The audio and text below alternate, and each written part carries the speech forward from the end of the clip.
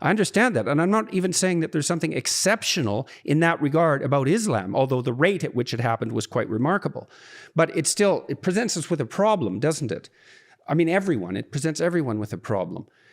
And the problem is, well, for example, the problem is reconciling the idea of turning the other cheek with the idea of a just war, a defensive war, or an expansive war for that matter.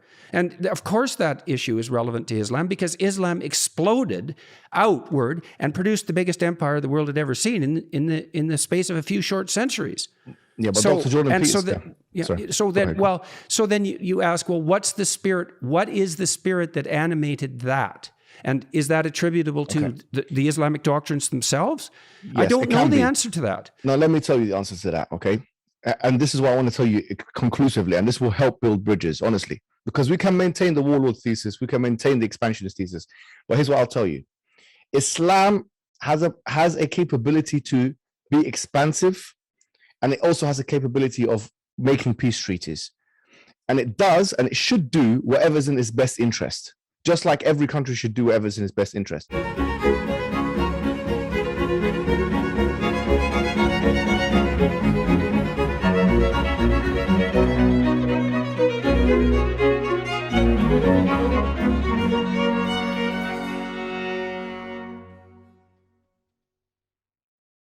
Hello, everyone. I'm pleased today to have as my guest discussant Muhammad Hijab. And this discussion has been postponed a number of times because of illness, and I'm very glad that we're able to do it today. And I thank him for his patience in continuing to pursue this and being willing to talk to me, despite, I think, being delayed 3 times, which is one more time than is unforgivable. But in any case, Muhammad Hijab is an author, a student of comparative religion, and a philosopher of religion. He's the co-founder of Sapience Institute and is a researcher and instructor for that organization. He has a BA in politics and a master's degree in history. He's acquired a second master's in Islamic studies from the School of Oriental and African Studies. Hijab has also completed a third master's degree in applied theology from the University of Oxford, where he focused on the philosophy of religion in applied settings. He's now doing his PhD in the philosophy of religion on the contingency argument for God's existence. And many people, I was looking a while back for people to talk about Islam with, and many people recommended that I talk to Muhammad Hijab. And so I talked to Mustafa Akyol a couple of weeks ago. He's known more, I would say, on the liberal front. And so I'm very pleased to be able to talk to Muhammad Hijab today. Thank you very much for joining me today. It's very good of you to put up with the delays. So No. Thank you for having me, honestly. It's always a pleasure. Well, so I'm going to ask some really basic questions because it's very difficult to understand another culture from the outside. You also have, as an outsider, you have no idea how much you don't know about what you don't know even. You're blind to your own ignorance. And so I'm going to start with basic questions. I wouldn't say that I have a tangible understanding of Islam. I mean, I have some understanding of Christianity. I've been able to get the sense of Christianity at a reasonably deep level, I would say, at least compared to other things I know. And I've kind of felt the same way about certain aspects of Buddhism and Taoism, but as a religious system, a system of thought, Islam has remained relatively opaque to me, despite the fact that I've done a reasonable amount of historical reading. And so what is it in terms of practice and belief that are absolutely core, as far as you're concerned, to practicing the Islamic faith? Well, the first thing is, I think we should start with the bare bones basics. And the bare bones basics is first to say that we believe in God. And the kind of God we believe in is one God, worthy of worship. In fact, the Quran makes a series of arguments, rational arguments, for why we believe in the type of God that we believe in. For example, in chapter 52, verse 35 of the Quran, it says, أَمْ خُلِقُوا مِنْ غَيْرِ شَيْءٍ أَمْ هُمُ الْخَالِقُونَ أَمْ خَلَقَ السَّمَاوَاتِ وَالْأَرْضَ بَلْ لَا يُوقِنُونَ. Were they created from nothing or by nothing? Or were they themselves the creators of themselves? Did they create the heavens and the earth? They have no certainty. In other words, the Quran is hinting here at the fact that it's impossible for something to come from nothing. And it's impossible also for something to give rise to itself. And so the universe, for example, if we take this as an example, couldn't have come from nothing, and it couldn't have created itself. It couldn't be self-generating and or self-maintaining. And there can't be a world, in fact, the Quran would indicate, there cannot be a world with only dependent things that require other things in order to exist ad infinitum. And so what is required outside of the series of dependent things is something which is independent, which all things depend upon, and which itself depends upon nothing. And this is what the Quran refers to as as-samad, or the idea of God being self-sufficient and independent. So the idea of God, so it's a prime mover argument, and you think it's a kind of prime mover argument. A lot of why do you think that the same argument that you put forward in relationship to the generation of the universe can't be put forward as an objection in relationship to God? You know, because you make a logical case that something can't come from nothing and something can't create itself. But you from a philosophical perspective, this isn't a religious critique. From a philosophical perspective, you just move the problem back one step. What advantages do you think there are to moving the problem back one step, or am I mischaracterizing it? Well, I'll tell you what, Dr. Jordan Peterson, what you said is very similar to what Richard Dawkins said in a debate with the then Archbishop of Canterbury. And he said that, well, if you have, and he said this debate, he made this argument in Oxford, and he said that if you look at the universe, well, if you're saying that God has made the universe in this way, then your God, who's more complicated, and he would add this layer of complexity. Yes. Your God who's more complicated would require an even greater. He would require an even greater explanation. Really, a greater God. Yeah. So really interestingly, Anthony Kenny, who's an agnostic himself, he's a philosopher and agnostic. He came in and he said, well, actually, take a look at this. You've got an electric razor, which is made up of many different component parts. And you have a cutthroat razor, which is made up of one part. And he said, although the electric razor is more complicated, it serves less functions than the cutthroat razor, because the cutthroat razor can cut your throat and it can also cut an apple, for example. And so it's a fallacy to assume that just because something is complicated, or that something has many features and attributes, that thing itself requires an explanation. And in fact, if we had an infinite regress of such explanations, then obviously that would lead to a kind of absurdity. So even well-meaning atheists and agnostics in the field realize the redundancy and the fallacy and the argument that is put forward by the likes of Richard Dawkins, who said that kind of thing. And I would also add to that one point, the argument from composition, which is usually a corollary to the contingency argument, usually is made in the following way: that everything that is made of parts is contingent, that the universe, or say a multiverse, is made of parts, therefore a universe, or the universe and or the multiverse, is contingent. The parts that we're talking about mereologically here are things that can be attached and detached. So that doesn't apply to God. Classical theism doesn't say that God is made of parts the same way as human beings are, or as universes are, or multiverses are. And in fact, the Quran hints at this itself. It says, الَّذِي خَلَقَكَ فَسَوَّاكَ فَعَدَلَكَ فِي أَيِّ صُورَةٍ مَا شَاءَ رَكَّبَكَ. That the one who created you and composed you and configured you in any form that he wished, he put you together. And so the fact that you have such configuration in the universe indicates to the fact that you have an external sorting agent that has particularized the universe in a certain way, and that has composed the universe in a certain way. So the argument really is that things which are made of attachable and detachable parts, that those things are contingent. That doesn't apply to God on any theistic paradigm. Now, what we would say, though, sorry to kind of drag this on a little bit, is that this would disqualify something like the Trinity from being true. And in fact, the Quran, this is the Islamic position, is vehement in its opposition towards a triune God. So, for example, in chapter 23, verse 91, it says, مَا اتَّخَذَ اللَّهُ مِنْ وَلَدٍ وَمَا كَانَ مَعَهُ مِنْ إِلَهٍ إِذًا لَذَهَبَ كُلُّ إِلَهٍ بِمَا خَلَقَ وَلَا عَلَى بَعْضُهُمْ عَلَى بَعْضٍ. That God hasn't taken a son and he doesn't have any gods with him. If that had been the case, each God would have taken what he has created and they would have tried to dominate one another. The idea, therefore, that there can be more than one all-powerful entity is an inconceivable and unintelligible idea from the Islamic paradigm. So it's seen as problematic, to say the least, or conceptually impossible to say even more, to suggest that something like a Trinity can be true.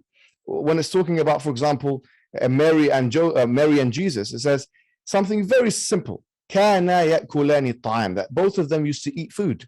So in other words, the impossibility of something limited like Jesus, a man, being God at the same time, being unlimited, because the definition of God is that he's unlimited, is all Now, powerful. do you think that there's a divine spark in human beings? No, but we don't think there's any kind of divinity at all. Islam is categorical about this, because the way we define divinity is extremely strict. We say that the divine attributes of God are specific only to God. So nothing else. What's the characteristic element of the human relationship with God? So and what's the central what would you say, structure of value within a human being that makes them worthy of respect, say, in the sight of God, or worthy of value in the sight of God? The Quran states, لَقَدْ كَرَّمْنَا بَنِي آدَمَ. We have dignified the child of Adam. So that we do believe in something called human exceptionalism.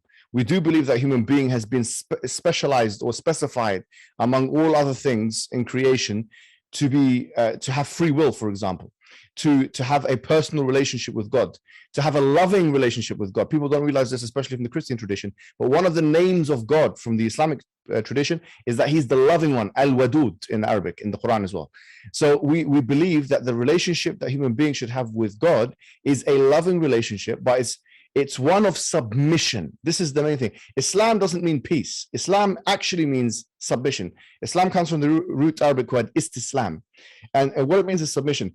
And really what the picture is in the Islamic cosmology is that everything in the universe is submitting to God. Everything, the laws of nature have been placed there by the lawmaker, which is God. And so we as human beings are volitional. We do believe in free will, but we also believe in a theological compatibilism. And so that a kind of predetermination is actually one of our pillars of faith, to believe in that. So in that sense, we have to voluntarily submit to God in the same way that everything else in creation is. And what does that submission mean? What that means is that all the prophets and messengers came before time. So this is the meta-narrative of Islam. Abraham came, Moses came, Jesus came, and all of them came with exactly the same message. And that message is to worship, to believe in one God, and to worship in only one God. And to do that, you have to follow a guidance. So each and every single one of those messengers, they came with, we believe in our narrative, they came with two things effectively. They came with a message, which is to worship God, meaning to submit to his laws, and also with some kind of evidence base to suggest that they are prophets. So some of these stories would have been known, obviously, to you. You've done a biblical series, so I know you're very aware of those stories. We have very similar stories, like in Moses, Abraham, Jesus, but they are slightly different. Those stories are slightly different. In fact, sometimes radically different, especially considering some New Testament kind of narratives. And so what the thread that joins, or the flesh that joins all of these kind of messengers and prophets, is that they all came with one fundamental message, which is to believe in one God, worship one God. We believe that the Prophet Muhammad... So hang on. I'm still not understanding this exactly. Okay. I'm not sure what you mean by believe. Like the way you laid that out was in some sense propositional, right? You made a logical argument for the existence of God, but you take the existence of God as given in some sense to begin with because of your faith, and then you provide your belief with a rational argument, but it wasn't derived from a rational argument. And so when you talk about belief, do you mean belief in a set of propositions about the nature of God? And if you do or don't, what do you believe, and how would you separate out that belief from what you term as worship? Right. So actually, there's one thing that ought to be known, that in Islamic theology, we believe in something called the fitrah, which is an innate instinct to believing in God. And now, I'm not sure if you're aware of the work on it. So why bother with the propositional arguments then? To me, they just seem like a side venture, to argue with scientists. Some scholars have said that in Islam. Sorry, I apologize. Yeah. Okay. No. In fact, some modern day philosophers of religion have that kind of a stance, like Alvin Plantinga. He seems quite, agnostic about the whole thing. I mean, the thing is, what we're saying is, it would be committing something like the naturalistic fallacy to suggest that just because something is the case, or there is ought fallacy maybe, just because something is the case, that it ought to be the case. So in order to prove it's a demonstrative proof for those who are in what we call shak or doubt. And but the truth is, as you've mentioned, and as in the literature, like for example, Justin Barrett has this in his cognitive psychological or cognitive science literature. I'm not sure if you've come across his stuff, but basically, basically what he says is that we have an innate, his words exactly, receptivity to believing in God. In 2011, the Oxford Anthropological Society, they done a huge study of 32,000 children, and what they found is that children innately and intuitively, instinctively have a belief of a higher power of some sorts. Now, they're born with that belief. And in fact, in one of the papers in Justin Barrett's book, he literally mentions the fitra, or the Islamic theological concept of an instinct in believing in God. What's his last name? Barrett. How do you spell that? I think RTT, I believe. Justin Barrett. Okay, that's useful. Yeah, well, it just strikes me that you see, the problem with debating people like Richard Dawkins about the existence of God is that he will formulate the argument in propositional terms and then force the person, so to speak. I don't imply any malice on his part, but as soon as you accept that the battle is to be won on propositional grounds, you've already accepted a certain definition of God. And I think you lose the argument instantly. I think the argument for instinct, something like that, is much more powerful. Because one of the things I'm led to wonder when you laid out your argument is, well, what purpose does belief in God serve, or your faith in God, let's say? And I think belief, see, it's also really interesting to try to distinguish between belief in something and faith in something. Like if you imagine you have faith in the good. And so how do you demonstrate that? Well, you believe that good is more powerful than evil. You believe that you should act in a manner that's appropriate to the good. And so then you act that way. And that's the faith. The faith is demonstrated in the actions. Yes. But it's not exactly propositional. And, partly because I would say, if you look at good and evil, for example, it's not that easy to make the case that good is more dominant or more powerful than evil, all things considered, in human affairs. Now, I think it is, but you know what I mean? You can't make a compelling propositional case that that's absolutely true, but you can reflect your faith in your actions. The thing is, you mentioned Richard Dawkins. I wrote, as part of the Sapiens Institute, we wrote a small booklet called The Scientific Delusions of the New Atheists. And we refuted him on these kind of things. If you read the God Delusion, he literally spends 5 pages of hundreds talking about the cosmological argument, and I think 2 talking about the teleological argument, or the fine-tuning argument. I do think that not much work has been done by new atheists, meaning like, the Four Horsemen or whatever, in trying to actually tackle these arguments. And sometimes when they're on debates with other philosophers of religion, I don't think they, from my perspective at least, they don't actually provide a satisfactory defense. Yeah, well, the instinct argument is an interesting one, because it seems to me that part of and this is why I was pressing you to some degree on the issue of the definition of worship, is that I don't see much difference between the instinct to worship and the instinct to imitate. And I do believe that there's compelling evidence, psychological and biological, that we human beings have a remarkably strong instinct to imitate. And the question is, well, what is it that we're oriented to imitate? And I think like, if you look at the developmental psychology literature, for example, it seems to be the case that if a child has an intact nervous system and they have 1 or 2 good models around them, that they'll be drawn towards those good models and imitate them and develop quite healthily, even under rather stressful circumstances. Yes. And, that instinct to imitate also underlies phenomena like the experience of awe and the experience of charisma. And that charisma, has an effect on attentional function and on the proclivity to behave. And so I think the propositionalized arguments deliver the religious ideas over to the propositional camp. And that's dominated already by scientists in many ways. It's a losing battle. I don't think it's the right one. So worship, so one thing the West and Islam agree on, although I think Islam is part of the West, by the way, because we're all people of the book. I mean, the triune God in the Christian sense is still subordinate to a higher order unity. And so there is a powerful movement towards monotheism in Judaism and Christianity and Islam, and that seems to be a point of some agreement. We're also, all three societies are also people who've made a decision collectively in some mysterious manner that a book should sit at the basis of culture, a specific book that's been aggregated in a strange way, in a mysterious way. And so we also agree on that. And so that's a starting place at least. And obviously there's been a lot of interpenetration of ideas between Islam and Judaism and Christianity. I mean, the prophets in Islam are the same prophets that go through the three major Western monotheistic religions. Yes. And so that's a fair bit of commonality. Yes. And so that's a good place to start building bridges. And so Islam is stringently monotheistic. And then the submission idea, what exactly, I mean, God is ineffable in a sense. And so what does submission mean exactly? Right. And how is that related to worship? And how is that related to the good, let's say, on a practical level? Right. So I think what you said before, there was a point you made about defining faith through action. And I think that we would strongly agree with that. And that's what we believe.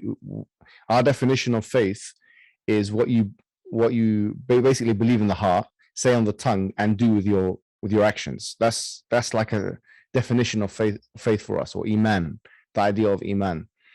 In terms of the good, now there are different conceptions in Islam of the good. But the main thing is we believe that God is good, quite similar to what Christians believe, and therefore he wants good for human beings, and that the injunctions of God are also good. In terms of submission, and this is extremely important here, submission can only be done through revelation. That is our position. The position is that submission is actually impossible without a guidance, and the guidance we believe obviously is the Quran. But we also acknowledge the Torah, the original Torah that was sent to Moses, and the original Injil, or the gospel that was sent to Jesus. But what we have is, you can call it a doctrine of tahrif, which means corruption. So what we believe is that what happened is, with these books, you've had basically corruption happen to them. So we don't know what is part of that book and what is not part of that book. We don't know exactly what Jesus said and what isn't, because there is no clear chain of narration back to Jesus Christ. But going back to the point of submission is to follow the prophets, all of them, because a Muslim cannot be a Muslim unless they believe in, revere, love, and respect all of the prophets, including Jesus, Moses, Abraham, and all of them. Follow all of them and in their way. And once again, we believe that they were divinely inspired. So, and there is evidence that all of these prophets come with. And I think I was on that point when I was telling you that the differentiating factor between the Prophet Muhammad and the rest of the prophets is, we believe, whereas all of the other prophets came for their people and their time, we believe that Muhammad came for all people and all times. Yes, well, that's certainly what Christians say about Christ. Yes, but in the Bible, you'll find some verses that are saying, I've only been sent for the lost sheep of Israel. And so, yeah, there's some tension. You see this, yes. You see something like the rise of a spirit of universalism that surpasses fundamental tribalism, even of a religious sort. And there seems to be a struggle that takes place in the gospel, in some sense, conceptually, between this reversion to something that's more tribal and something that's genuinely universal. But I think the universalist spirit wins out quite clearly. I mean, otherwise Christianity wouldn't be an evangelizing religion. It's designed to try to bring everyone under the fold, let's say. Tension, sorry. It's largely because of the tension between Paul and James. And a lot of, modern day Christianity is based on Pauline kind of interpretations, rather than kind of, James was very much a man of the law himself. He didn't believe that the law was abrogated. He didn't believe that. In fact, there's huge tension, obviously, in the Bible between both those two men. And obviously, there's historical reasons for that as well. But what we will say is, we would say that there are clear verses in the Bible. Like, for example, we point to Isaiah 42:11, where there indicates a new prophet that's going to come. And in fact, Isaiah 42:11 in particular is extremely important, because it even specifies the region. It says it will be sent to the people of Kedar. And the people of Kedar, as in Genesis, Kedar was the son of Ishmael, and basically from him is the lineage of Muhammad, or the Arabs, if you like. And so there's a whole discussion in the whole of Isaiah 42 about a new prophet going to come, and he is going to come to the people of Kedar, and the people will be rejoicing on the mountaintops.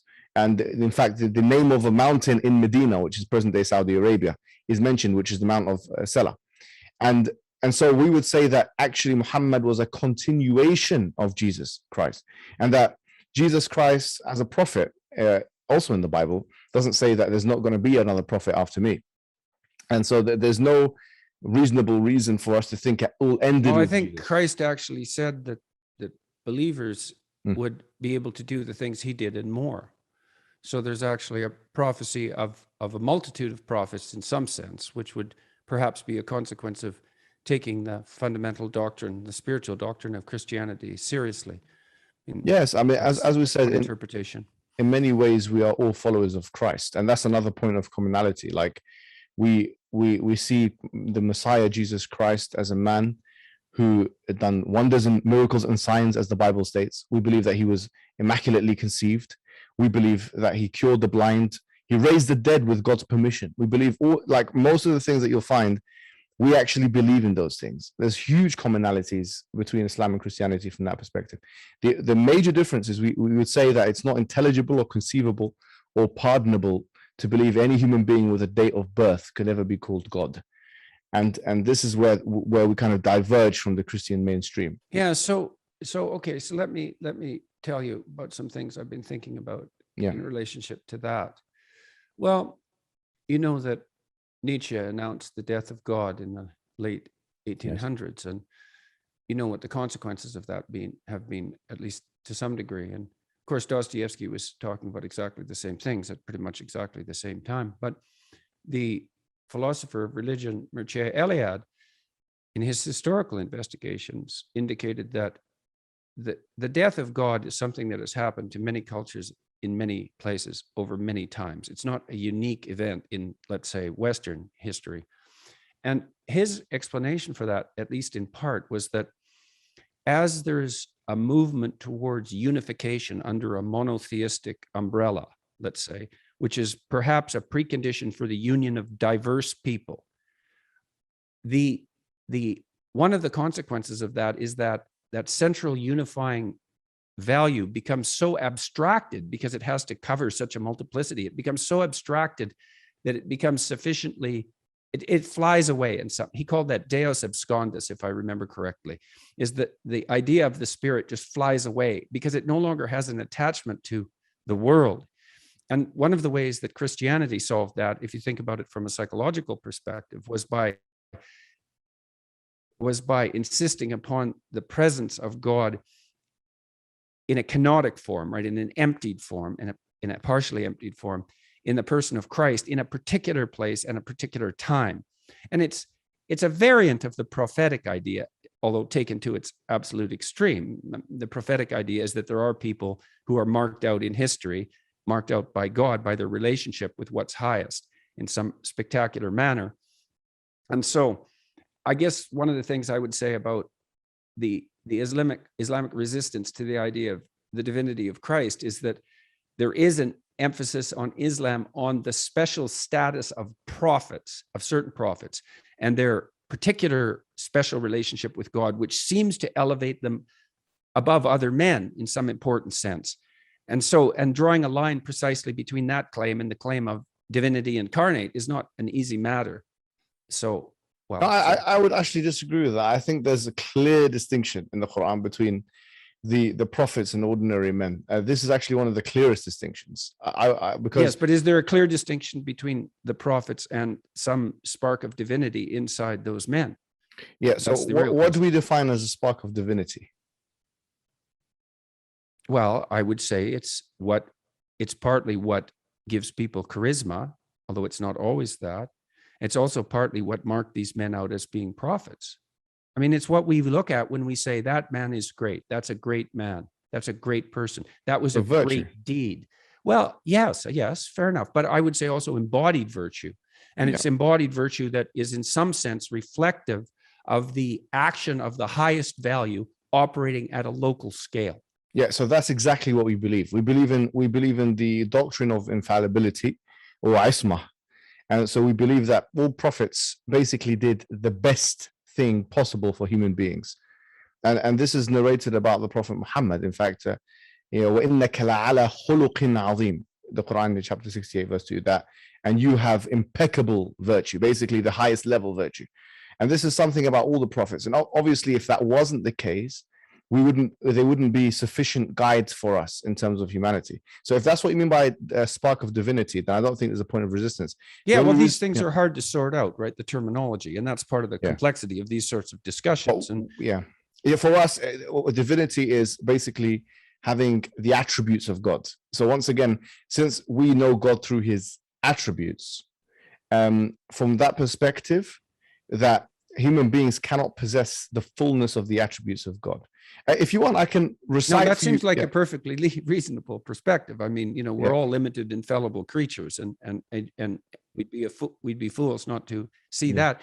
The attributes of God, how are they knowable? Is that only through relationship with the book, or does that also have an experiential element as far as you're concerned? So what I can do, in fact, is I can recite for you a couple of verses from the Quran, because what we believe is they are known through the revelation. And I can recite for you maybe 10-20 second verses and translate for you and show you what I think it will give you more of a flavor of what we believe. Sure. Do what you will. So the Quran states in the end of chapter 59, هو الله الذي لا إله إلا هو عالم الغيب والشهادة هو الرحمن الرحيم هو الله الذي لا إله إلا هو الملك القدوس السلام المؤمن المهيمن العزيز الجبار المتكبر سبحان الله عما يشركون هو الله الخالق البارئ المصور له الأسماء الحسنى يسبح له ما في السماوات والأرض وهو العزيز الحكيم. So let me read the translation from because I don't want to get this wrong, right?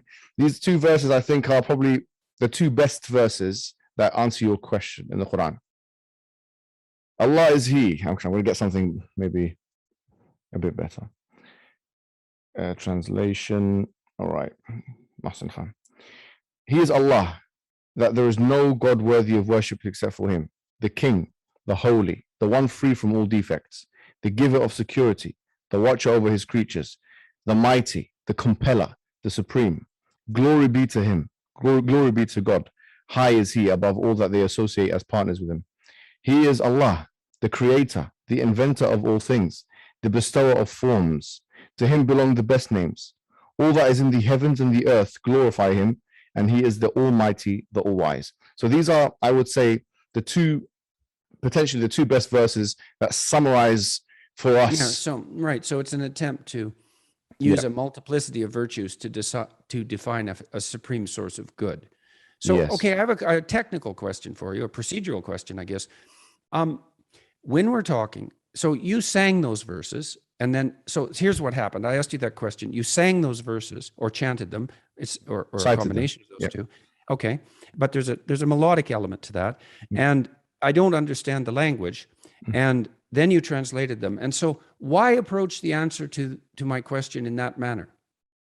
Because we believe that the Quran in its original language has an element in it, or has a virtue, if you like, to it, or an attribute to it, which cannot be felt or experienced phenomenologically, if you like, through just mere translation. We believe that. And so what purpose does that serve in the discussion with someone like me? What it will do, hopefully, because we believe the Quran has divine qualities itself. The Quran itself has divine qualities. So we believe, number one, it's a cure. We believe it's actually a physical cure as well as a spiritual cure. We believe that it's a guidance. We believe that it's something which will literally put you in a psychological state of ease. So in a sense, what it will do, it hopefully, will have an effect on you, which is physiological, maybe psychological. And in a sense, it's like giving you something to taste rather than just explaining what it tastes like, you know. And so that's why I feel it's how do you know when that's appropriate and when it's not? It's I mean, always you appropriate. Obviously don't all the well, but you don't. I don't mean that. I mean, no, but so that's why I asked the question. It's obviously you're making distinctions. You're not doing what you just did with what me. it is, John, every time you open your mouth. I want to give you the full Islamic experience. You see? Yeah. Okay. Fair enough. Do you know what I mean? No, So, okay. So part of it is to let you hear what the Quran sounds like. So you can kind of, if you hear it, maybe you go somewhere to a Muslim country and you hear that in the background, or you may be even walking down. I don't know. You're from Alberta, is it? Yes. Yeah. Amazed you know that. Yeah, I think you've mentioned it before. I've been to Edmonton, actually, in Canada. There's a Muslim community there. Maybe you'll hear it in someone driving, and I remember that. I know what that is, you know. So it's just to gain maybe. So why did that make you smile? Because that would make me happy. I mean, quite openly and honestly, because we want the best. I mean, to be honest with you, if you want me to be totally honest, yeah. Well, that's what I'm hoping for. Yeah, right. What you asked me before we started the show. I mean, one of our, not objectives, but one of our hopes, okay, is that people embrace Islam and become Muslims. Islam is an evangelizing religion. It's a religion which aims literally to enter every home. There is actually a prophetic saying that says that Islam will enter every home, not necessarily meaning everyone will become Muslim, but it will enter every home in some way, shape, or form. You mean like what's happening right now with this podcast? There you have it. You see, it's part of it. No, there's a series of predictions that the Prophet makes, and this is part of the evidence package, we believe.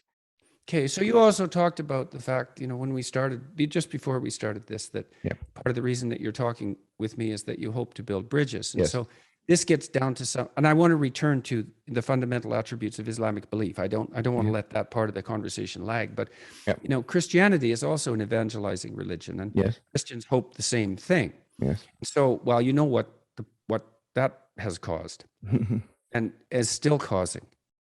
And so, we have to contend with this, all of us that are alive now. And so we have two evangelizing religions. They're both fundamentally monotheistic. They emerge from a tradition that's quite similar. There's many things that they have in common, but the border between them has been rife with conflict for a very long time, and that has not ended. And it's become more distributed and so forth. And one of the things about Islam, I would say, that frightens the West is that especially in the modern world, is that it appears that it's difficult for religions that aren't Islam in Islamic countries to manage to maintain themselves to any degree whatsoever. And now, look, I understand. I said that with a certain understanding also in mind. When I look at this from a psychological or an anthropological perspective, I also see that as human societies have come together and organized themselves in ever increasing sized groups, that the necessity for an emergent monotheism as a uniting factor might be crucial. And it's clearly the case that the emergence of Islam united diverse people. And in that union, there is a kind of peace. That's the definition of union. And how much strife and force and conflict and catastrophe had to attend that unification is a matter of debate. We don't know how these things can be managed. We don't know how to manage them any better. But we're still stuck with this problem. Now we have two fundamental monotheisms that are head to head. Now, I know that's an oversimplification. And hypothetically, we're both motivated by the desire for something approximating peace. Yes. And we want to build bridges, and that's why you and I are talking. Yes. But I don't know what to do with the mutual evangelical, what would you say, impulse. Like, my sense is, Christians, turn to yourself. You're a problem. You can fix yourself. You do that, and the other things are going to sort themselves out of their own accord. And I do believe that. And I actually believe that message is in some sense centrally Christian. It's like, look to yourself and be the example. And that's the best way of, let's say, convincing other people, if that's what you're interested in. It's also the only real effective way of bringing peace. So, well, I'm not sure. Well, look, what you think I'm a of those traditionalist Muslim, okay, which means I'm orthodox. I'm not a liberal at all. In fact, I oppose liberalism, to be quite honest with you, in the sense that I criticize it. I don't think it's the truth with a capital T. I don't. So a lot of Enlightenment ideas, I oppose them openly, right? And so I'm speaking from the perspective of someone who is a traditionalist Muslim. And by that I mean I stick to the Quran and the Sunnah, which is the prophetic sayings, and the jurisprudential tradition, which is derived from those two sources and other sources as well. But this is a traditionalist perspective, which I think represents the majority. Here's what I will say. The first order of business, Dr. Jordan Peterson, is for us, I think, to acknowledge that both religions have a capability of peace. Okay, this is extremely important. And that requires education. So I'm just going to be honest with you. Like, for example, the warlord comment that you made, okay, about the Prophet, I think that is part of the problem. I have to be honest, because I want to get to that. Dr. Jordan, here's the thing. I don't see you as some kind of enemy of Islam. I genuinely don't. I see that we need to... and I don't want to be either. I have lots of people in the Islamic world who are listening to what I'm doing and watching and being supportive. This is part of it. And here's what I'll say to you. No, I can tell you that as a matter of fact. Like, my close friends and traditionalist Muslims listen to you. I mean, that's for sure. In fact, they love your stuff. You think they'd have something better to do?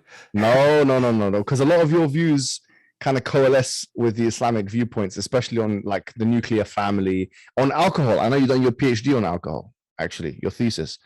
And obviously Islam is one of the only religions in the world that bans alcohol completely, and drugs and stuff. But going back to the point, like we said we want to build bridges, and we said we want to understand each other. And I think what you said there is important. We do have two evangelizing religions.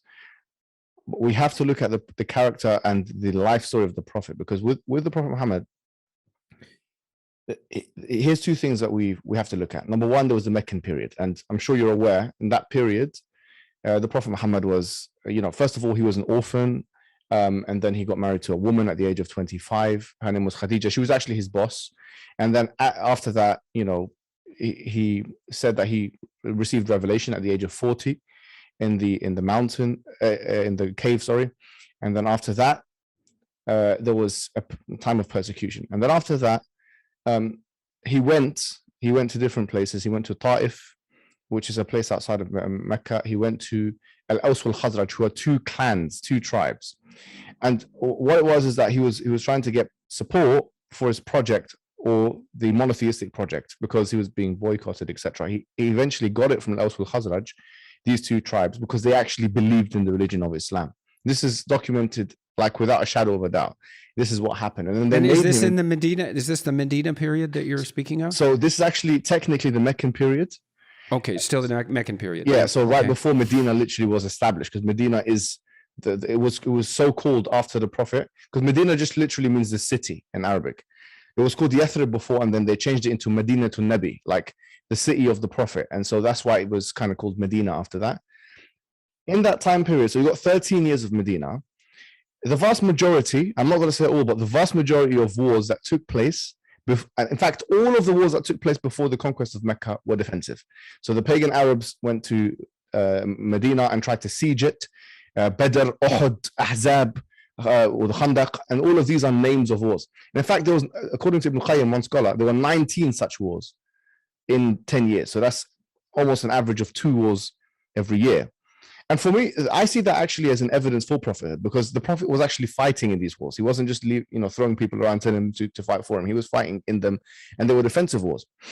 So in that time period, what happened was, I'll give you one example. So let me interject something there, because that's a very hard thing for me to get straight in my mind. Yes. Now, I would say that, and the division in Islam that occurred almost immediately upon Muhammad's death, and which has not been rectified to this day. Quite the contrary. So that's also, that's a problem for everyone. It's a problem for Muslims. It's a problem for Christians. It's a problem for everyone. And it's a problem that could really get out of hand. Now, it's not like I don't know that the Protestants and the Catholics were at each other's throats for, hundreds of years. So, but that's not the issue at the moment. So now, in Islam, there's a tremendous emphasis on Christ's doctrines as well. And there isn't any evidence that Christ himself took part in, let's say, wars. Okay, And so I disagree with it's that. hard. And let me Okay, disagree with well, that. what do you mean? Okay, well, if you analyze Christ as an archetype, when he comes back in his second coming, he is going to dominate the world.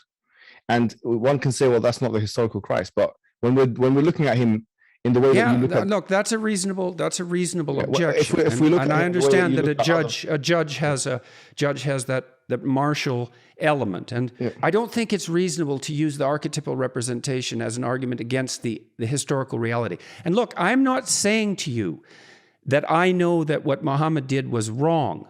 That isn't what I'm saying. I'm saying that I don't understand how participation in those defensive wars, let's say, but then that was also followed by a tremendous explosion of Islamic expansion, right? The biggest empire the world had ever seen in a very short period of time, right at Europe's doors. Mm-hmm. And that was also followed by the severance of the Islamic faith into two major categories and internecine conflict there. Yeah. And so there's that stream of armed conflict activity. I think that you're, with respect, I don't think you're getting the history fully right here, because that's fine. Go right ahead. The war in Jamal and Siffin, the wars between Shia and Sunnah, or what would then be, it's not really between Shia and Sunnah, because quite frankly, Shiaism had not been established but the wars of the companions. How many people died in those wars? Do we have any numbers? For maximum, we can say.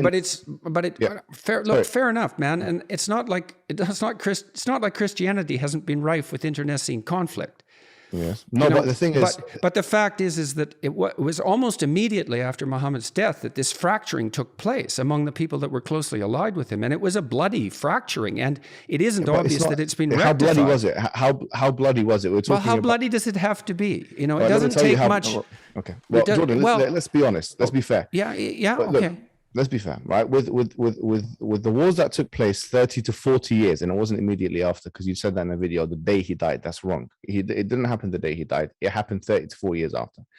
It happened 30 to 40 years after. And how many members of Muhammad's immediate family survived during that 30 years? My understanding was that most of his immediate family died in armed conflict. Most of his immediate family died in his own lifetime. Yes, well, I'm not speaking of them, but I'm speaking of what happened after he died. These facts right, because okay, look, first fact, Muhammad, sallallahu, we say sallallahu meaning peace and blessing be upon him. All of his children died in his life, okay, except for one. So most of the members of his immediate family, and his wife died, Khadija died, his uncle Abu Talib died, his other uncle Hamza died. They all died within his lifetime, either due to illness or due to some other cause, war, for example. Like one of the defensive wars, Hamza died. And by the way, Muhammad forgave his killer. And that's something which goes against the warlord thesis, because when he then conquered Mecca, it was actually no fighting. I'm not sure if you know this. It's called Fath Mecca. When he went into and conquered Mecca, he didn't fight anybody. It was no fighting. There were a few people that were exempted, but he actually quoted what Joseph quoted to his brothers in the Quran, which is "La tathriba alaykum al-yawm," that no blame is on you today. And this, by the way, is a bedrock example of forgiveness in Islam, because these were people that were persecuting him for 13 years. These are people that killed his uncle. Like I said, there's one person called Wahshi who literally killed his uncle and mutilated his body. And he said to Wahshi, "I forgive you, but I can't see your face because of how he said, ممكن تغيب عني وجهك وجهك عني." He said, "Can you keep your face away from me, because I can't bring my face, but I do forgive you," he said. So he forgave people that killed his own family members. And this was after he himself attempted a treaty with the pagans called Hudaybiyah. And so they broke the treaty, and that's what initiated the conquest of Mecca, which was not a conquest, that was fighting. Now, if you compare this, because I think the comparison, if there's any comparison that can be or should be made, it's Jesus' second coming with Muhammad in the Medinan period, not in the Meccan period. In the Meccan period, both were being persecuted, Jesus in his life and Muhammad in his in the Meccan period. But Jesus, when he comes back, he will then get authority, and he will be ruling with the iron scepter, according to the Bible. He will be crushing his enemies, as it says in Corinthians, under his foot, humbling his enemies under his foot, and killing and violent stuff. So, in fact, I will actually argue today that the New Testament representation of Jesus Christ in his second coming is way more violent than Muhammad's conquests in the Medinan period. Okay, well, look, like I said, I wasn't trying to make the case. I wasn't trying to make the case that what happened in Mecca or Medina was wrong. So let me explain that a little bit. So Christian Europe fought a defensive war against the Nazis. It isn't obvious that that was wrong. I don't think that was, I wouldn't say that's defensive. Well, okay, fine. But I understand the concept of defensive war. And, when America got involved in World War II, it was not under immediate threat by Germany, and they colonized it. And here's the thing: it overtook Western Germany. You see, and here's the thing: the term warlord that you use with the Prophet, you've never used with Harry Truman. You've never used with Roosevelt. You've never used with Winston Churchill, all of which conquered countries literally in wars. Because I feel like there is a bias there, and you've actually never used it with anybody else aside from the Prophet Muhammad in your public output. And I think that's unjustifiable. I think that you have biblical prophets like Moses, you have biblical prophets like Joshua, you have the Jesus in his second coming, all of which were warrior prophets, and you've only used the term warlord with the Prophet Muhammad, and I think that is unjustifiable. I think if we're what is it that what makes someone a warlord then? If it's conquering lands, then Harry Truman is a warlord.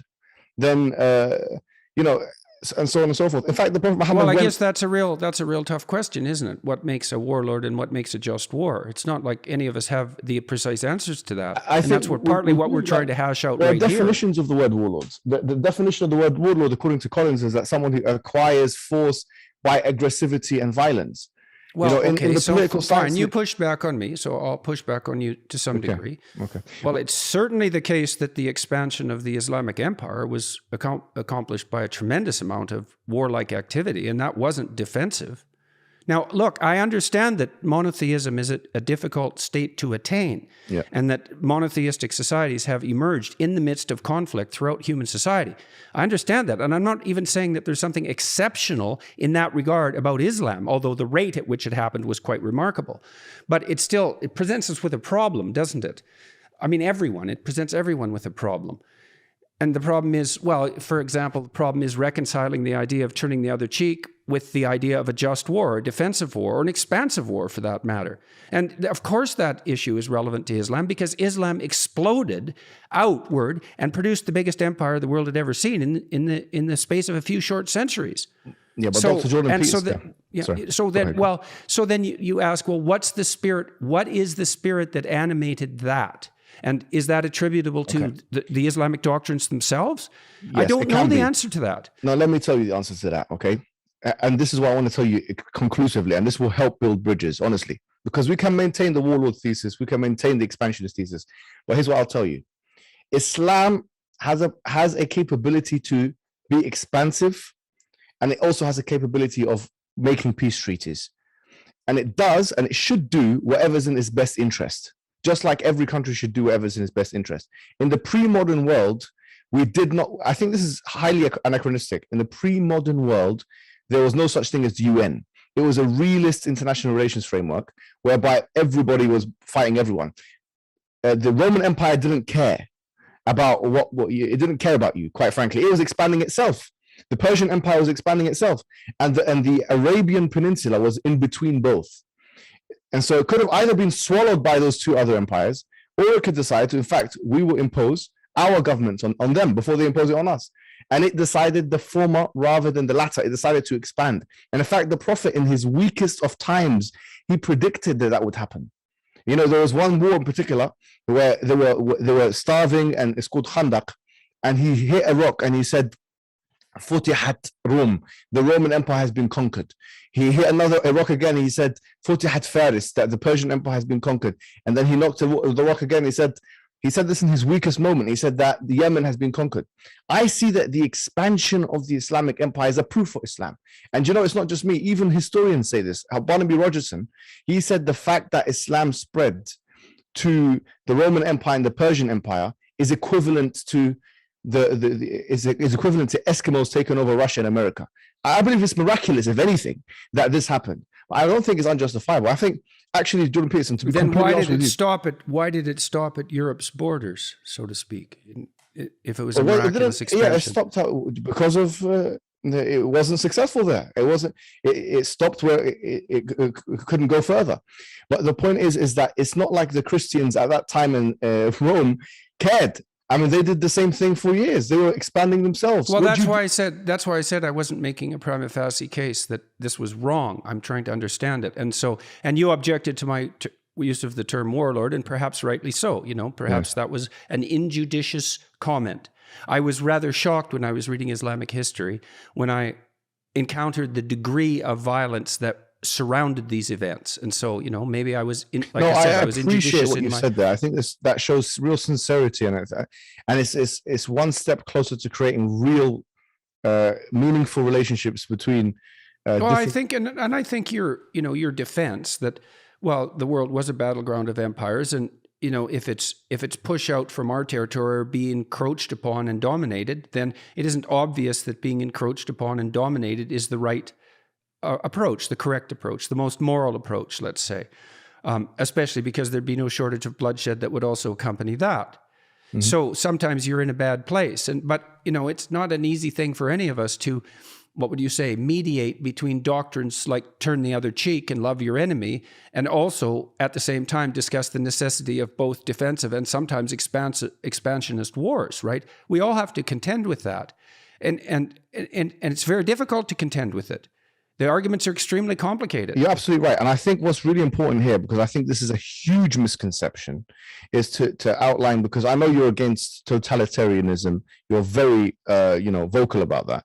And I want to tell you that we are also, as a point of commonality, we are also against totalitarianism.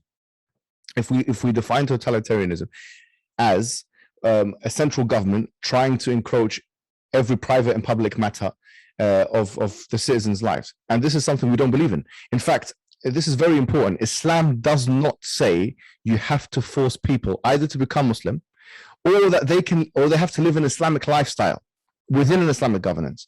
And I'm not sure if you know this, but at the time of the Prophet, he made a constitution, with Jewish people, with other people who are not Muslim at the time, protecting their rights to worship whoever they wanted to worship, and actually even guaranteeing that if there were intruder forces, that they would be protected like that as well.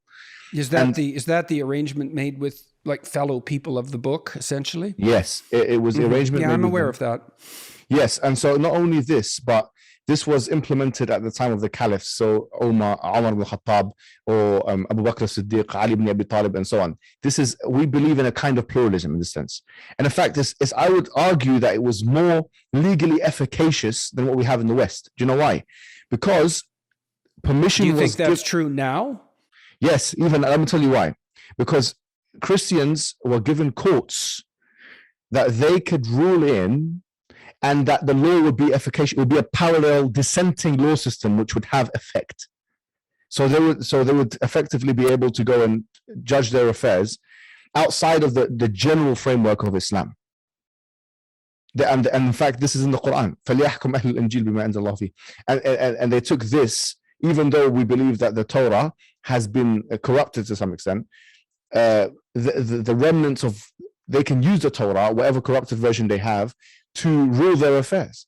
And this is something that was done at the time of the Prophet, done at the time of the caliphs. And so even now we would say, and I'm not saying that the whole of Islamic history has presented this convivencia that we saw in Spain between Muslims, Christians, and Jews, a good time, or other times in India. By all, yeah. Mm-hmm. Yeah, I'm not saying that. Of course, I'm not. But what I'm saying is that I think it is disingenuous to point at Islam as if it's been the most intolerant of all of these religions. Look at the Alhambra. Look at the Spanish Inquisition. Look at the Crusades. Look at the colonialism that has happened in the name, if not in the name of religion, there's no disputing with me the fact that in some sense we all have the blood of history on our hands. Yes. I'm firmly aware of that. And No, that's what I'm it's saying. an existential burden for everyone. And I'm not trying to make the case that this is particularly or uniquely true of Islam. I certainly know that that's not the case. What I'm saying instead is that these are things that we have to contend with, and we don't exactly know how. Right? We still have the problem of these two evangelizing religions, right? Okay. That are going head to head in some sense. Yes, it's true. Evangelizing doesn't mean that it's compelling, and this is very clear. Well, okay. Now there's an interesting point. Not that the points you made before aren't, because I kind of think, well, let he who can tell the best story win. And then that story also has the best actors, so to speak, right? And so I would say the proper mode to conversion is something like shining example. And then if you're governed by a doctrine that is in fact divine, and you're managing to embody that in the sense that gives you the glow, the charismatic glow of embodied divinity, 2 steps removed, let's say, and people are willing to abide by your words as a consequence, well, more power to you. And that's a lot more efficient and effective than compulsory war, armed conflict, or any of those things. And I mean, this is a constant problem. And I would also say that given our technological mastery now, we really can't afford this anymore. We have to solve this problem of defensive war, expansive war, evangelical religion, how to go about uniting us under some umbrella that isn't so vague that it means nothing, how to preserve our traditions from the past. And I can't see any better way than each of us trying to be shining exemplars of our tradition, and then letting that goodness shine forth in a way that people, it may be the case that we'll find that the better we are, the more we're like each other. I mean, wouldn't that be a kind of union under something approximating God? That all good men could see in each other a reflection of something that was the highest? And that could be compelling in and of itself? Absolutely. But I think in terms of the jurisprudence, in terms of what Islam is capable of, people in the West must realize that Islam is fully capable of peace. This is what must be realized. How do we know that? It's not despite the Quran and the Sunnah or the sayings of the Prophet and the actions, but it's because of them.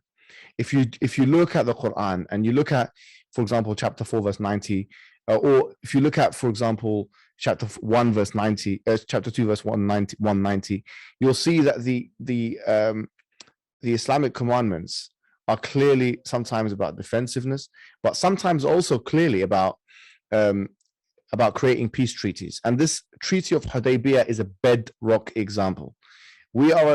So long as there's peace treaties, there is peace. And so in terms of Muslim countries, they can perpetually create peace treaties with other people. Muslim people, even more so, because we believe we're fully under contract. And therefore... So you're willing to abide by a contract? This is the thing. Let me tell you something, Jordan Peterson, okay? One of the clearest for me, and I've done a lot of work studying liberalism, studying Christianity, and studying Islam, okay? The clearest commonality between liberal theory and Islam is contractarianism and contracts, consent. That is the clearest thing, because in liberal theory, you have the theory of consent. And in Islam, you have the same thing. Contracts are binding. The Quran says, "Ya ayyuhalladhina amanu." Even with people outside the faith? Yes, especially with people outside the faith. Why especially? Is that part of the tradition of hospitality in some sense? Yes, because if you break a contract with a non-Muslim, then you're driving them away from Islam. Okay, so yes, that's definitely true. That's absolutely and so remember, true. Islam is attempts to attract people to its own religion. One of the categories of zakat was وَالْمُؤَلَّفَةِ قُلُوبُهُم, money that you pay to non-Muslims so that they can feel comfortable and they can feel as if you're doing them a favor and there's relationships going on. It's a category. It is a category of zakat, which is one of the 5 pillars of Islam, to give such money. So the fact that Islam states in chapter 5 verse 1, Ya ayyuhalladhina amanu awfu bil uqud, in chapter the Quran, O you who believe, fulfill your contracts. That is generic. Al-Muslimuna ala shurutihim. That means to abide by your word. So you have to stick by your words. No matter, for us, if you don't stick to your words, then this shows a lack of character. It shows that in fact, one of the signs of a hypocrite is that he goes against a religious hypocrite, is that he either, if he makes a contract, he goes against it. It seems one of the most despicable things. Do you think that there are other things that I've said about Islam that we could talk about right now that I could clear up? And, you know, because I don't want elephants under the carpet. I don't like elephants under the carpet or snakes under the carpet.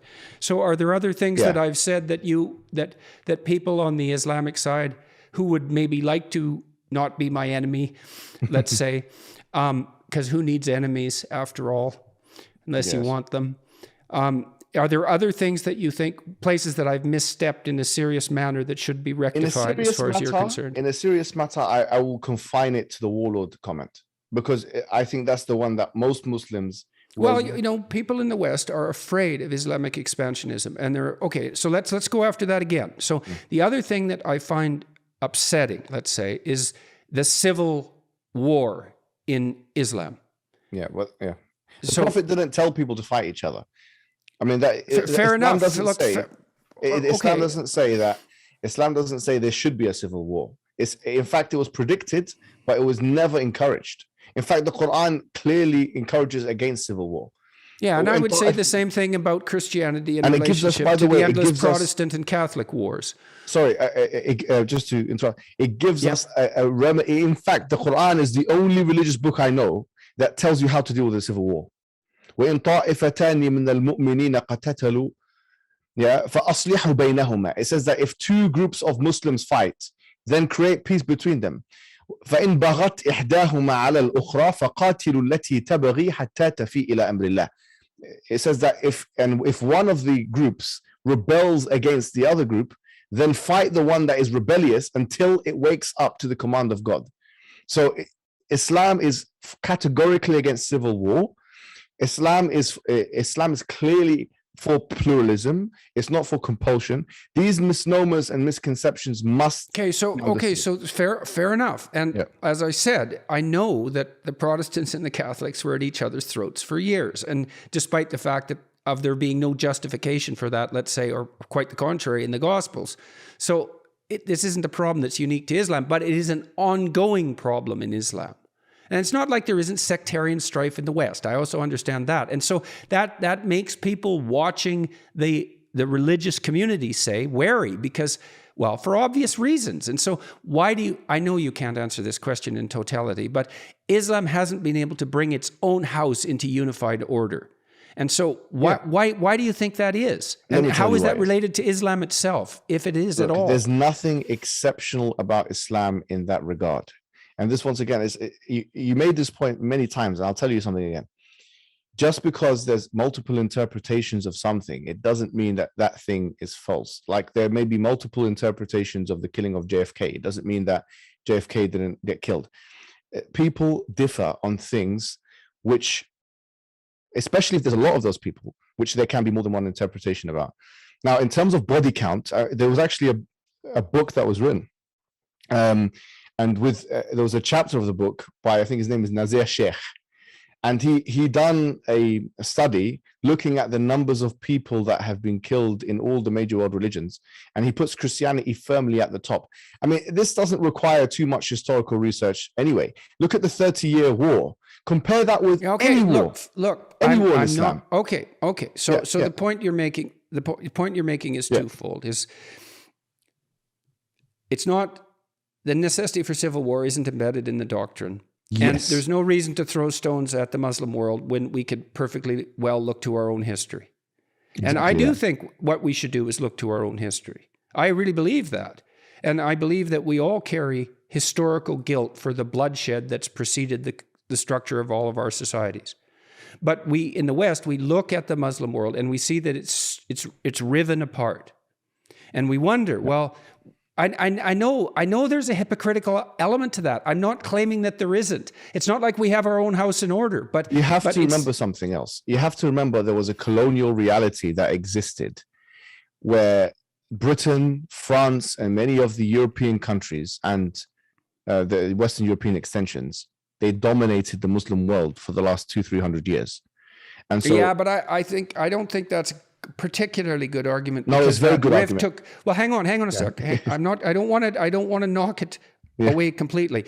Yeah. The rift that I'm talking about, though, was evident far before that. Now, the fact of that colonial complication, that could well be. The fact of that colonial complication could well be a contributor. I know the nation state lines, first of all, were imposed. They were imposed quickly. They were imposed arbitrarily and partly that was a consequence of, what would you say, having to do a lot of things very quickly in the aftermath of a terrible war. I'm not trying to excuse it, but it was complicated. And I know that that's left the Middle East in this, group of nation states that now comprise the world in a very complicated situation. So it's a reasonable point, but the rift was there before. And so... Well, okay, here's what I'll say to that, yeah? You're right to say that there was arbitrary lines that were drawn, but it's not just that there were arbitrary lines that were drawn. You mentioned the Middle East. Syria, for example, which is where most of the problems are happening now, in terms of the Middle Eastern countries, is probably number one. Maybe Libya number two. But say Syria, for example, they put 3, 4, 5, 10 different factions, all of which have differing understandings of religion, of ideology, of whatever it may be, together. That produced wars. You had Christians in Lebanon fighting Sunnis, Shias fighting Sunnis, and this happened especially after the revolution. A lot of it is political so it was factors. The imposition of a false unity.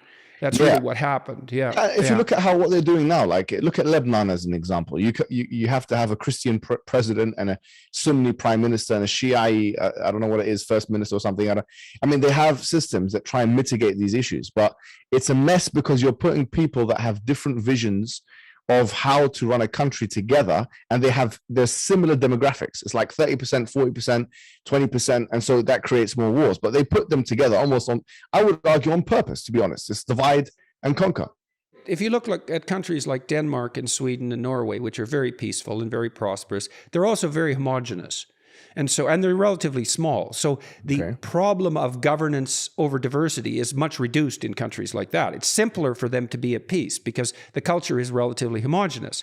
And so I take your point. It's not easy to bring a true diversity into something approximating a unity, especially when that unity has been, in some sense, arbitrarily imposed and also rapidly and arbitrarily imposed. So that's a reasonable point. Yeah.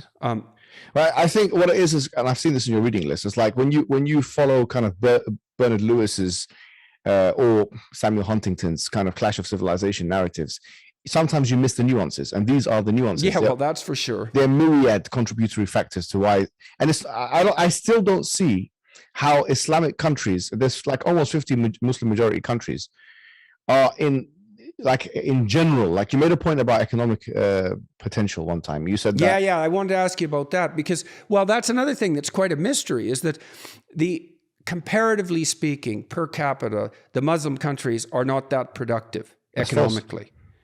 There's 4 Muslim majority countries. In what sense? There are 4 out of 10 Muslim majority countries in the GDP per capita top 10. Brunei, Qatar, Kuwait, and Saudi Arabia.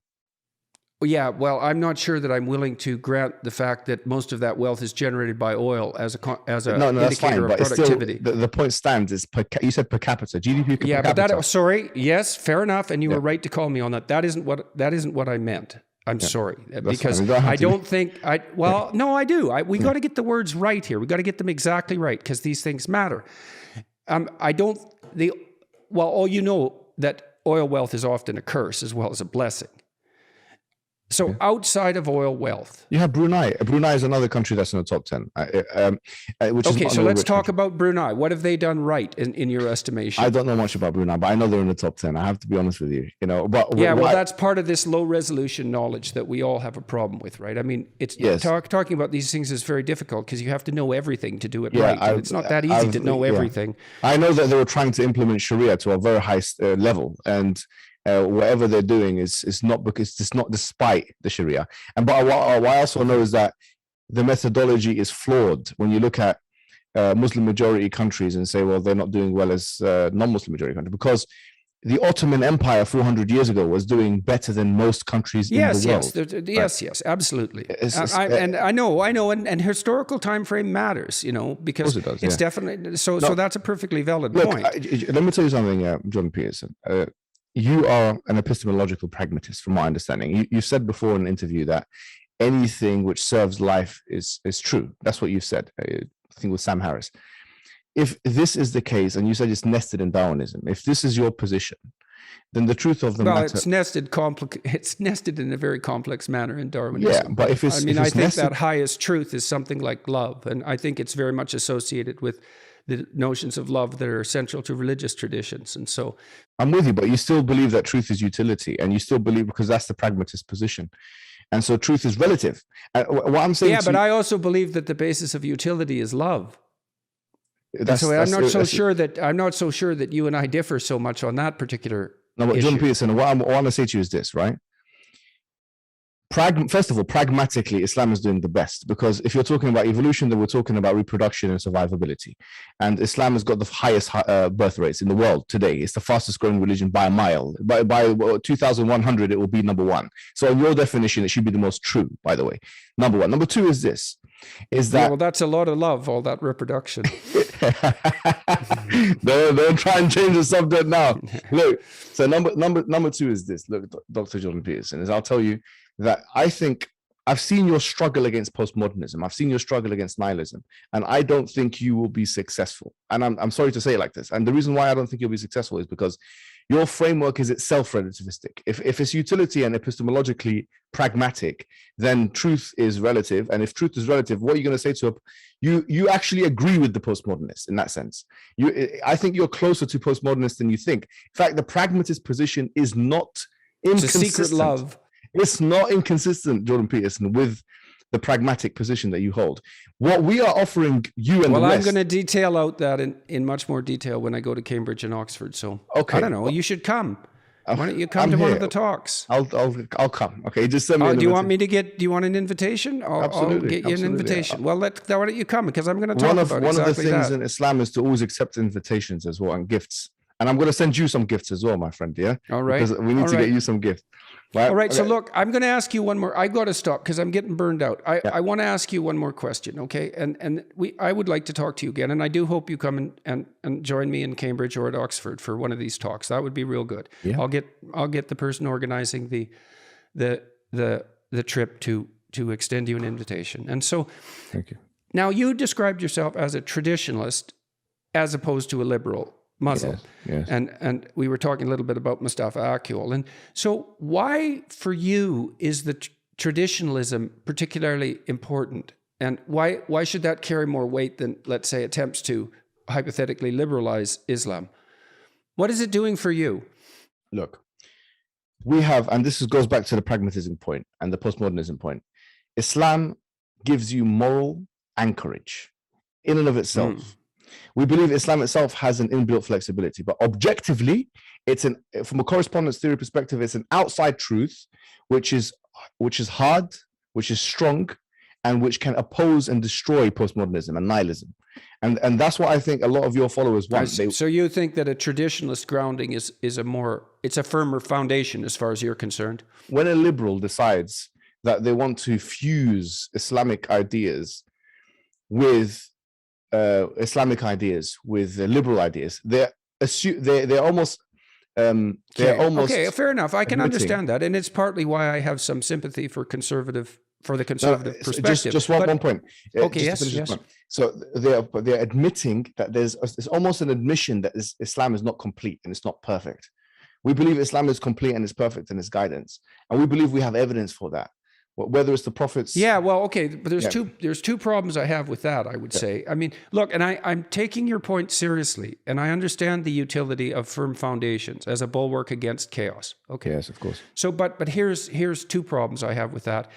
It's not easy to protect yourself if you're a traditionalist against the temptation towards an authoritarian interpretation. And flawed as we all are, when we approach, let's say, sacred texts, we also have to remember that it's us who are reading them. And divine though they may be, that doesn't mean we're perfect in our receipt of their message. And so it's hard. What the danger on the more traditionalist side is the slide into authoritarian certainty, as opposed to the slide into chaos on the more liberal side. Well, so how do you personally defend yourself against that? Well, first of all, authoritarianism on pragmatism and pragmatism are not inconsistent, because an authoritarian leader can... I'm not saying I have the answer to that problem. I'm not fine. making that That's claim. the first thing. Number two is, I would say, do you know, you've said one time, I think in a lecture, that one of the miracles of Christianity is render unto Caesar first. You know, render unto Caesar what belongs to Caesar, and render unto God what belongs to God. What if Caesar is Hitler? Then you've got authoritarianism all over again. So I think yes, that definitely. Yeah. So but you didn't answer my question, though. Look, it was a technical question. It's a technical question. Look, and maybe I'm wrong in the formulation, and you can tell me if you think I am. Yeah. What I see as a danger on the liberal side is the possibility of a descent into something like chaos. That's hopelessness and despair. But what I see on the more traditionalist side, let's say the conservative side, is a retreat into a kind of authoritarian certainty. And those are twin temptations that might be, what would you say, specific to given temperaments. And I was asking you personally, like you're a traditionalist believer. Yes. How do you protect yourself, your soul, against the temptations of overweening certainty? All right, I got you. Okay. Yeah, no. I don't. In terms of certainty, I strive for it. In fact, we want it. We don't want to. The problem is not. How do you rectify error? Like, you're not perfect, obviously. No. Me personally, of course, I'm not perfect, but we believe we follow a perfect guidance. Right, maybe but you follow it imperfectly. Yes, right? I am. And there's the rub. Right. Yeah. So that's my point, is that given that you have to follow it imperfectly, given that you're imperfect, how do you defend yourself against inappropriate certainty? Because look, if you're imperfect, it means you think you're right about things you're not right about. That's the definition of imperfect. It's compounded ignorance, right? Yes. Yeah. So there are things that in terms of my own personal, you're talking about my own personal faith. So I'm talking, you bet. Right. Okay, I got you. There are certain things which I will believe in 100%. And there are certain things I will suspend judgment on. So the things which, for me, constitute the anchor, I believe the moment I take that anchor away, I plunge into chaos and anarchy and depression. And that's not something I'm willing to do for myself. So the certainty I have is that there's one God worthy of worship, that God's wisdom and guidance is the truth, that whatever God says is true, that the prophets are true, that heaven is true, that hell is true, all that stuff. The things I will suspend judgment on is how to deal with situations, because that I do believe, by the way, in a kind of Sharia consequentialism. And I do believe that within the Islamic framework is something called usul al-fiqh, which is basically the principles of jurisprudence, that rules are not always going to work in all cases. We do believe that, by the way. So for example, I'm not allowed to drink alcohol, but in certain cases, if it's the last thing that one can do if they're not going to die, if they're going to die if they don't do it, then you can do it. And this is just one extreme example. We're not allowed alcohol in Islam, obviously. This is one of the injunctions. But there are things we do believe in, a consequence, an inbuilt flexibility. With that, we have to communicate, we have to discuss, we have to speak to Muslims and non-Muslims alike. Okay. So I'm still not getting at what I want to hear from you specifically. Yes. Go on. You know that, all of us struggle with the desire to have what we believe be right at all costs, right? Because it is satisfying and it's difficult to be wrong because it means you have to improve. You have to look at your errors. I'm asking you personally, like when you're dealing with your wife, when you're dealing with your kids, how do you know how is it that you can protect yourself against being overweening? Now, this is a good question. You're going to get me in trouble with this kind of thing right now, And this is a good question. What it is that, I've been married for 9 years now, and I've had to learn that the hard way. That I protect myself by realizing or knowing my own vulnerability, my own fallibility, my own weakness, the fact that I don't get everything right. The fact that there's another perspective, that there's something outside of myself which is greater than me.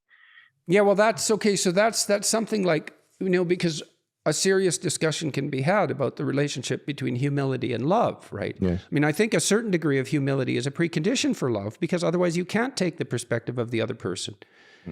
Like, how can you if you don't think you're wrong? And for me, and it's certainly been the case. This was useful in my clinical practice and certainly in my marriage. Is I'm trying to be as attentive as I can to when I'm wrong.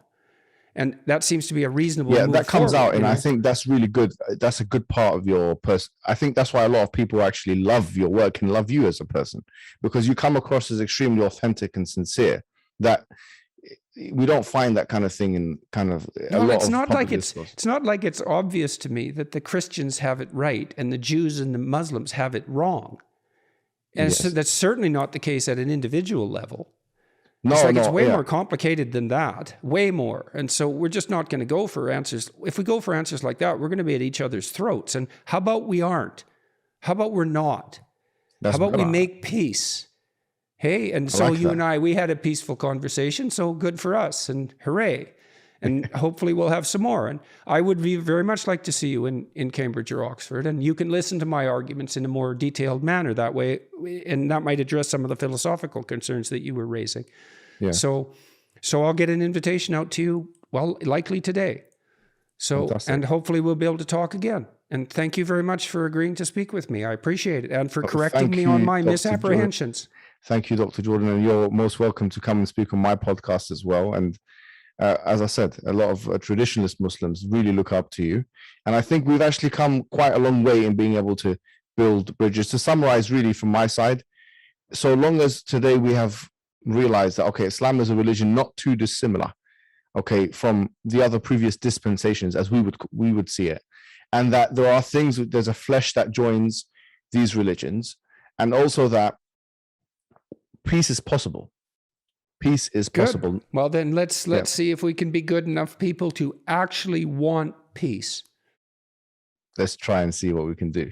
All right, man. We'll see you. I hope we see each other in the UK. And I'd like to say hello to all the listeners and watchers of this from the Islamic community. And let's see what we can do together, man. Yeah, and you're invited to any mosque I think in the UK will have you, because you've already got the presence there. Just name the mosque and I'll get you an invitation.